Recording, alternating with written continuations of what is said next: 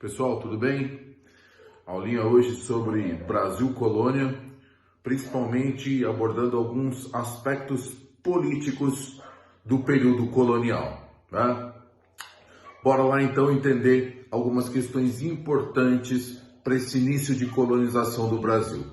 Primeiro, eu gostaria de ressaltar que entre 1500 e 1530 nós não temos uma colonização de fato do território brasileiro, né? Portugal vai apenas enviar algumas expedições esporádicas ao território brasileiro, simplesmente para extrair o famoso pau-brasil, né? Onde nós teremos aquela política de escambo entre portugueses e índios, né? Os índios cortavam e carregavam a madeira até as embarcações em troca de algumas quinquilharias, né? Apito, espelho, pente, que para os índios era algo extremamente interessante, algo que eles não conheciam na época, tá? Então tem essa troca, essas expedições elas são esporádicas. Então, após o descobrimento, né, em abril de 1500 pelo Cabral, até 1530, nós não teremos então uma política de colonização de fato do território brasileiro. O que muda em 1530 para que Portugal inicie esse processo de colonização do Brasil? Alguns aspectos serão muito importantes para essa mudança de perspectiva por parte do Reino de Portugal, né, do Império Português já a essa altura. Primeiro, fim do monopólio italiano no mar Mediterrâneo. Com a expansão do Império Turco-Otomano, né, em 1453 cai Constantinopla. Com isso, né, aquele negócio que os italianos tinham com os muçulmanos, né, o fato de os italianos irem até o extremo leste do Mediterrâneo, comprarem produto dos muçulmanos para revender em toda a Europa, esse negócio, essa exclusividade italiana dos comerciantes de Gênova e Veneza, ela chega ao fim. Então, outras nações europeias passam a ter acesso às especiarias.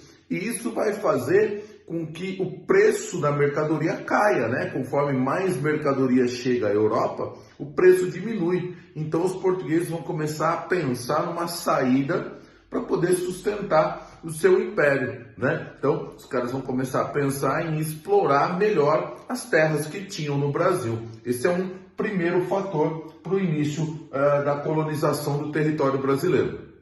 Um segundo fator é o risco, né, de França e Inglaterra, duas grandes potências europeias que tinham saído da Guerra dos 100 Anos, né, mais ou menos na metade do século XV, 1453, fim da Guerra dos 100 Anos. Então essas nações elas estavam, digamos assim, que indignadas, né? Como assim Portugal e Espanha dividiram o mundo entre si e nós não participaremos dessa divisão? Então Portugal e Espanha começaram a fazer visitas frequentes ao Brasil. Com receio de perder o território brasileiro, os portugueses também terão mais um motivo para iniciar a colonização. Somados esses fatores, então, era necessário começar a ocupar. Colonizar significa ocupar o território brasileiro. Como fazer? Como realizar essa colonização? Por que eu faço essa pergunta? Porque Portugal não tinha recurso financeiro suficiente para iniciar essa colonização. É por isso que Portugal vai utilizar o famoso sistema de capitanias hereditárias. Vai dividir todo o território, né, que lhe cabia na América em faixas de terra e vai entregar para os chamados capitães donatários, membros da nobreza de Portugal. Então Portugal terceiriza a responsabilidade da colonização. E isso ocorre principalmente pelo fato da monarquia portuguesa não ter recursos suficientes àquela altura, início do século XVI, para promover a colonização do Brasil, tá certo? Como funcionava, né, este famoso sistema de capitanias hereditárias? Vamos falar um pouquinho dele aqui agora. Primeiro, Os capitães donatários, né, aqueles que foram escolhidos pelo rei de Portugal para receber esta faixa de terra, que era imensa, né, para colonizar, eles recebiam 2 documentos do rei de Portugal. Primeiro, a carta de doação. É um documento onde a coroa portuguesa cede a terra para esse capitão donatário para que ele colonize o território. Tá? O segundo documento é o chamado foral. Nesse documento estão estabelecidos direitos e deveres desse capitão donatário. Então, o capitão donatário, o cara que recebeu a terra, ele tem, por exemplo, o direito de explorar aquela terra, de conceder sesmarias, né? Eram faixas, pedaços de terra dentro da capitania que ele havia recebido, que ele concedia para terceiros, para tentar facilitar a exploração, afinal de contas era muita terra para uma única pessoa, e tem muitos deveres. Ele tem o dever de proteger, né? Proteger contra quem, Arthur? Proteger, por exemplo, contra ingleses e franceses. Ele tinha que patrulhar o litoral brasileiro. Ele tinha como dever colonizar, explorar o território brasileiro. Ele tinha também como dever pagar impostos, né? Caso encontrasse ouro, metais preciosos, pedras preciosas, 1/5 deveria ser entregue à coroa portuguesa, né? Então, é um documento que fala dos famosos direitos e deveres do capitão donatário. O sistema funcionou? Não, não rolou. Por que não funcionou? Muita terra, tá? Para ser explorado. Falta de interesse de muitos capitães donatários, falta de recurso de muitos capitães donatários, falta de auxílio da coroa portuguesa para o processo de colonização, ataques indígenas, né? Doenças. Então nós teremos uma série de fatores que inviabilizaram o processo de inviabilizaram o sucesso do sistema de capitanias hereditárias. Então, foi preciso a coroa portuguesa rapidamente socorrer, né, o sistema de capitanias hereditárias. E esse sistema, ele foi, digamos que, socorrido com a implementação do chamado Governo Geral em 1547. Então, a coroa portuguesa mandaria para o Brasil um representante, seria uma extensão do poder da coroa em território brasileiro, né, para auxiliar estes capitães donatários.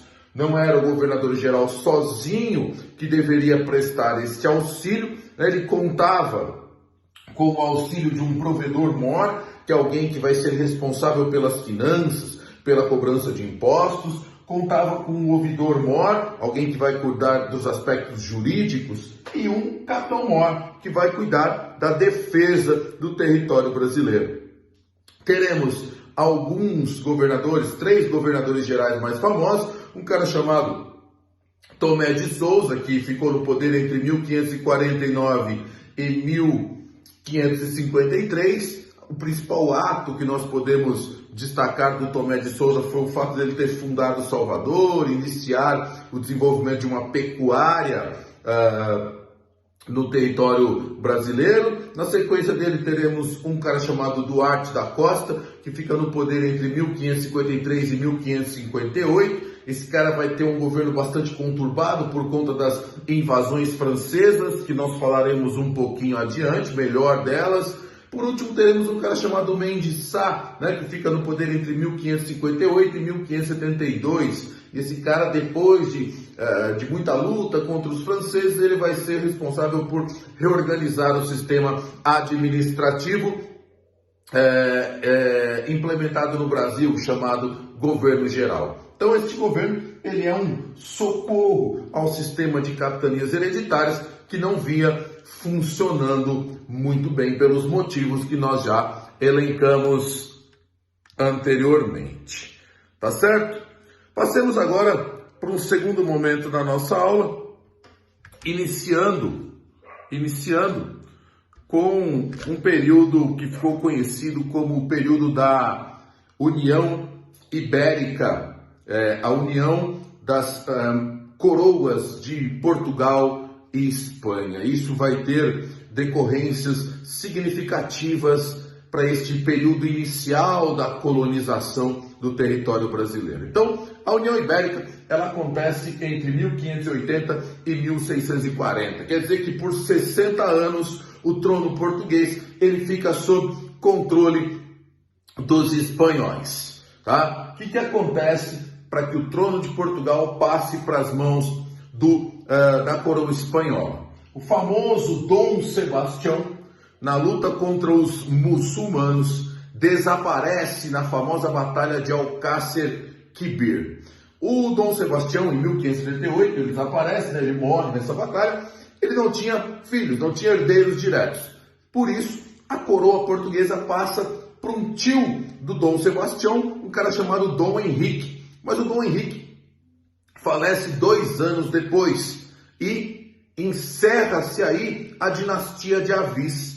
Como não existiam herdeiros diretos, o Filipe II, um Habsburgo, membro de uma família católica importantíssima para o cenário europeu da época, ele se candidata a ocupar o trono português.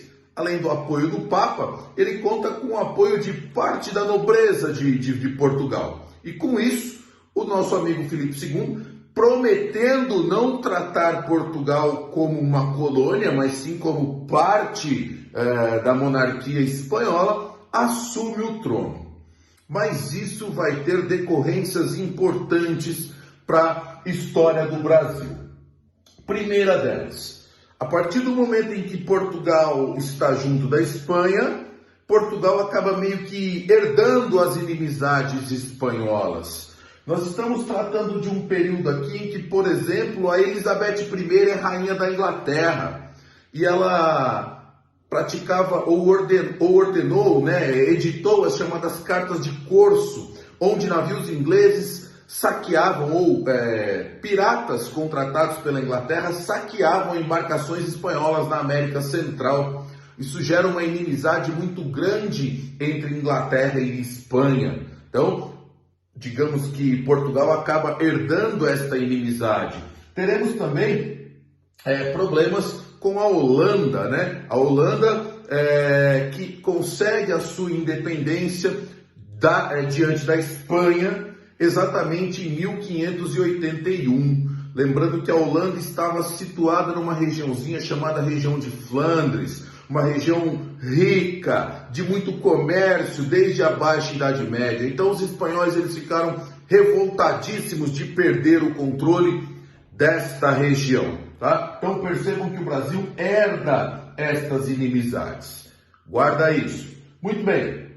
É um período também que, já que Portugal e Espanha estão juntos, o Tratado de Tordesilhas ele não faz mais sentido nesse momento, porque é um único governo. Então aquelas 370 léguas a partir das Ilhas Atlânticas, elas não têm mais sentido. Então, se você avançar estas 370 léguas, tudo bem. É tudo parte de uma única monarquia. E é neste momento que nós teremos o avanço por parte dos chamados, especialmente por parte dos chamados bandeirantes, na direção oeste. Gente, atenção para um ponto importante aqui.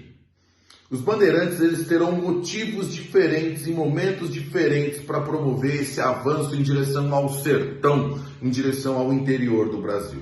Lembrando que os bandeirantes eles são, em sua maioria, majoritariamente paulistas. Por que esses bandeirantes eles vão para o interior? Vou destacar 2 motivos aqui para vocês. Primeiro motivo, o Nordeste brasileiro havia se tornado o principal polo econômico que Portugal explorava no Brasil, porque lá se dava a maior quantidade de produção de açúcar, até por uma questão de logística, a proximidade com a Europa. Então, economicamente, os paulistas começaram a procurar saídas para esse problema. No século XVII, com os ataques holandeses, tanto a América como a África, começam a faltar escravos africanos, ou escravizados, um termo melhor, africanos na região sudeste. Então os bandeirantes começam a ir para o interior para escravizar índios e usar estes índios como mão de obra. Um segundo fator que nós vamos destacar aqui para esta atuação dos bandeirantes é que lá na frente, depois das invasões holandesas, que nós também veremos, o negócio do açúcar entra em declínio e aí a coroa portuguesa vai tentar encontrar uma saída, uma via econômica importante para substituir o açúcar. Esses bandeirantes começam a caminhar para o interior, principalmente em busca de metais preciosos. Então percebam, num primeiro momento em busca de escravos por conta do declínio da quantidade, no segundo momento em busca de metais preciosos, porque o negócio do açúcar declina com as invasões holandesas. Nós tínhamos aqui 3 modalidades, de bandeirismo. As chamadas bandeiras são expedições particulares, são caras que vão para o interior, por exemplo, para aprisionar e vender índios, lembrando que os bandeirantes davam preferência por atacar as missões jesuíticas. Isso vai gerar uma rivalidade entre bandeirantes e jesuítas, Por que atacar as missões? Porque o índio já estava catequizado, o índio já falava o idioma, já conhecia a religião, ele era menos agressivo, digamos assim, à captura dos bandeirantes, Então, expedições particulares. As entradas serão expedições, em sua maioria, financiadas pela coroa portuguesa. Aí a gente já trata lá do século XVII, quando nós teremos, na segunda metade do XVII, Portugal querendo encontrar uma substituição para o açúcar que estava em declínio, como um regime econômico. Portugal financia estes bandeirantes para que eles procurem metais no interior paulista, no interior do Brasil, partindo de São Paulo. E as chamadas monções, que são expedições fluviais, que saíam aqui de São Paulo, a cidade de Porto Feliz. Os caras entravam nos chamados batelões, que são embarcações feitas a partir de uma única árvore, um modelo indígena de fazer uma espécie de canoa. Você corta a árvore por inteiro, entalha esta árvore e ela vira uma canoa gigantesca. E esses caras iam para o interior do Brasil, principalmente em busca das chamadas drogas do sertão, que é o cacau, o guaraná, que eles acabavam trazendo de volta para comercializar, ou eles iam para o interior posteriormente para abastecer as regiões que haviam encontrado ouro, que eles mesmos, os próprios bandeirantes haviam encontrado ouro. Então existia essa exploração de ouro. Esses bandeirantes, por meio das monções, iam até o interior do Brasil levar suprimentos para quem trabalhava com a extração desse mineral. Teremos alguns bandeirantes de destaque, por exemplo, Antônio Arzão, que em 1693 é o primeiro bandeirante a encontrar ouro em grande quantidade em Minas Gerais. Teremos um outro cara chamado Pascoal Moreira Cabral, que por volta de 1718 vai encontrar jazidas de áreas de mineração, ouro também em Cuiabá. Temos o Bartolomeu Bueno da Silva, que por volta de 1722 ele vai encontrar ouro em Goiás. Então percebam, ouro não é só Minas, Tem Cuiabá, tem Goiás, principalmente porque, por volta de 1710, nós temos a Guerra dos Emboabas, os paulistas são expulsos da região de Minas Gerais, e aí vão mais para o interior, encontram ouro em Cuiabá, encontram ouro em Goiás, tá certo? Então, estes são os modelos de expedições bandeirantes.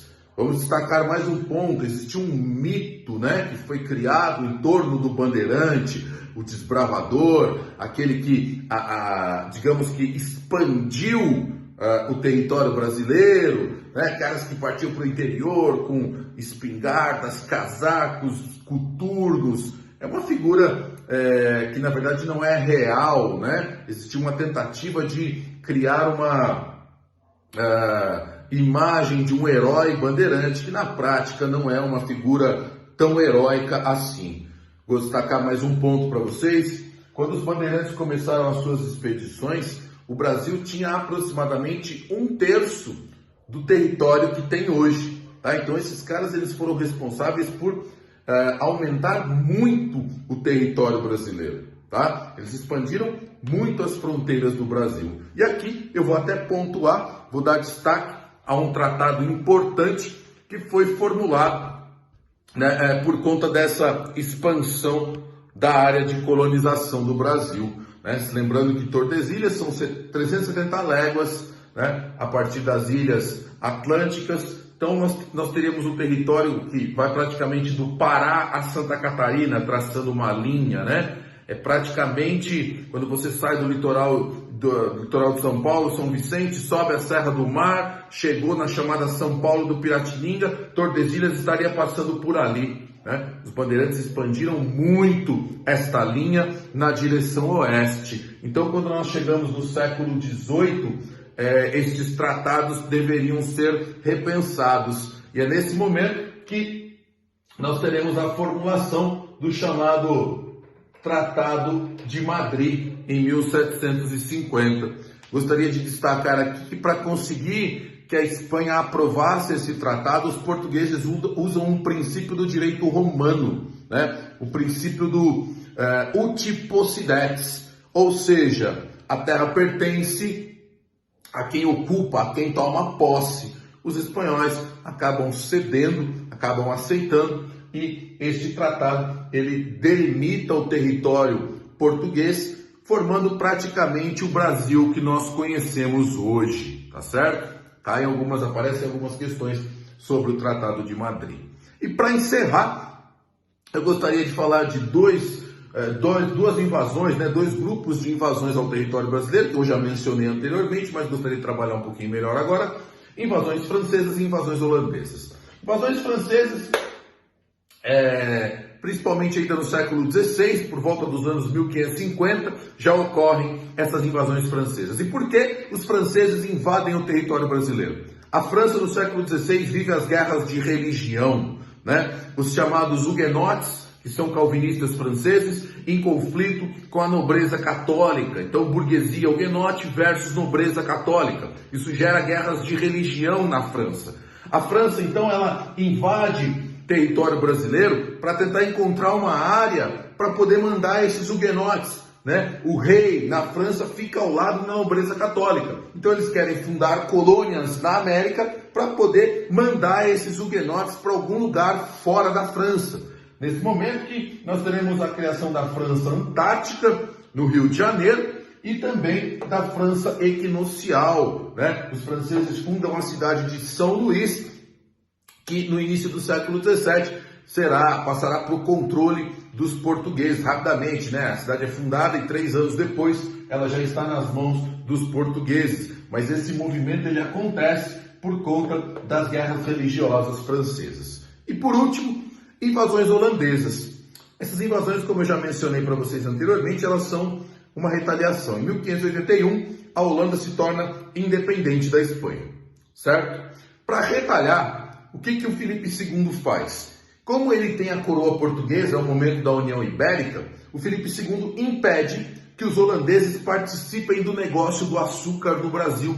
Negócio esse que rendia muito dinheiro para os holandeses. Os holandeses, por sua vez, decidem invadir o Brasil para continuar sendo partícipes desse comércio do açúcar. Primeira tentativa holandesa, em 1624, eles tentam invadir logo Salvador, a capital, né? Além de ser a capital, era por onde era escoado o açúcar para a Europa. Mas em 1625 já são expulsos. Uma segunda tentativa vem em 1630. Agora eles atacam Pernambuco e dá certo. Eles conseguem se fixar em Pernambuco. E nós teremos um período de muito desenvolvimento, de muito progresso do negócio do açúcar no Brasil, principalmente no momento em que nós teremos a administração, né, dessa empresa holandesa, Companhia das Índias Ocidentais, por um cara chamado Maurício de Nassau. Esse cara vai melhorar o porto no Recife, esse cara vai calçar vias, iluminar vias públicas, financiar a construção de engenhos. Isso se dá mais ou menos entre 1637 e 1644, a administração do Nassau. E é o momento em que o açúcar brasileiro mais será valorizado, tá?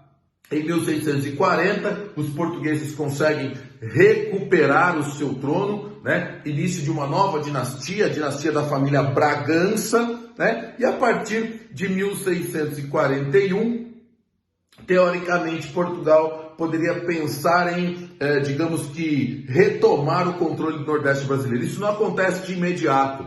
Por que não acontece?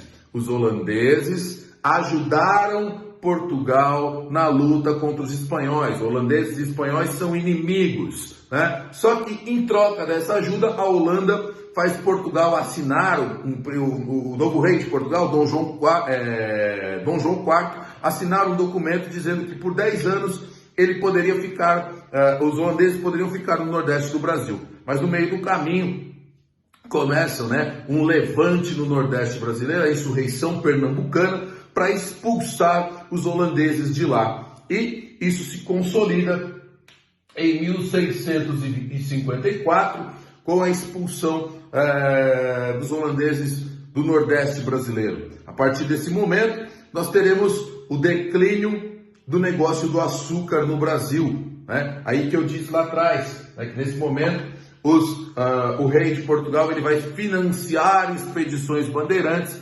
porque com o declínio do negócio do açúcar, os holandeses vão embora, muitos engenhos ficam destruídos, os holandeses passam a produzir açúcar nas Antilhas, que vai concorrer com o açúcar brasileiro, e com isso, os portugueses precisam encontrar uma via econômica que salve as finanças do Império Português. É a partir desse momento que nós teremos as entradas, né? O rei financiando essas expedições bandeirantes em busca de ouro no interior do Brasil. Vai conseguir em 1693 com o nosso amigo Antônio Arzão. E isso vai salvar economicamente Portugal, ok? Essas são algumas impressões sobre o início da colonização, aspectos políticos. Para a próxima oportunidade vamos trabalhar um pouquinho melhor o negócio do açúcar, algumas questões sociais e iniciar um trabalho com algumas revoltas que nós teremos no período colonial, ok? Então um abraço e até a próxima.